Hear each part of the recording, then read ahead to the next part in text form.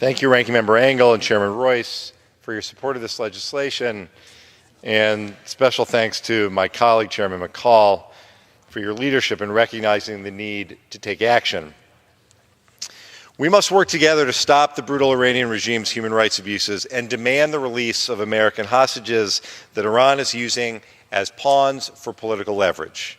I'm proud to partner with you, Mr. McCall, in this effort. The Iran Human Rights and Hostage-Taking Accountability Act sends a clear message to the Iranian regime and to the rest of the world. This Congress, this country will not tolerate the flagrant disregard of the most basic of human rights. My colleagues have explained the merits of this bill, and I know it is difficult for many Americans to imagine. But we are here today to show our resolve in the face of really unbelievable circumstances. For my constituents, the family of Robert Levinson, this is a nightmare that they have lived for 11 years. Bob Levinson is the longest held American hostage in history. He disappeared in Iran on March 9th, 2007. Imagine 11 years without your husband or your father. Imagine having grandchildren who have never had the chance to meet their grandfather. Imagine 11 anniversaries, dozens of family birthdays and holidays that passed by without Bob, just an empty place where Bob should be sitting. Bob's wife, Christine, and his 7 children, Susan, Stephanie, Sarah, Dan, David, Samantha, and Doug, have been tireless advocates for their father. They've traveled to Iran themselves looking for answers. They have made the trip to Washington, D.C. countless times to meet with government officials, members of Congress. They have fought for action all the way to the Oval Office, directly appealing to President Bush, President Obama, and President Trump.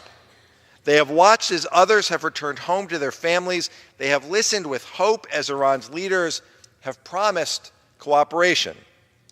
And they have been disappointed more times than they can count as promises go unfulfilled year after year after year. Iran has become adept at this cruel game because that is what it is to this rogue Iranian regime. They say that hostages are not hostages, but these people are not detained under a legal order. They have lost their freedom. They have been separated from their families, and they have been held under the shamelessly trumped up and false charges. Any attempt to show due process or trials has been a sham.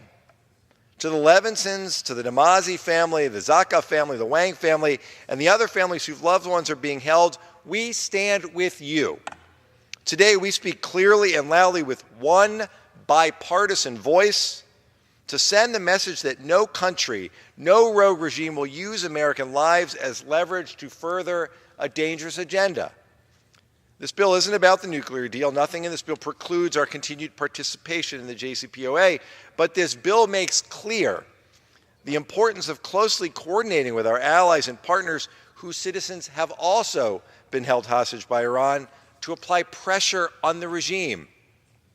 If we're going to counter Iran's abuses, Iran's terrorism, Iran's threats to our troops and our national security interests, we must work in tandem with our partners around the globe. We will stand together against repression and the violation of human rights.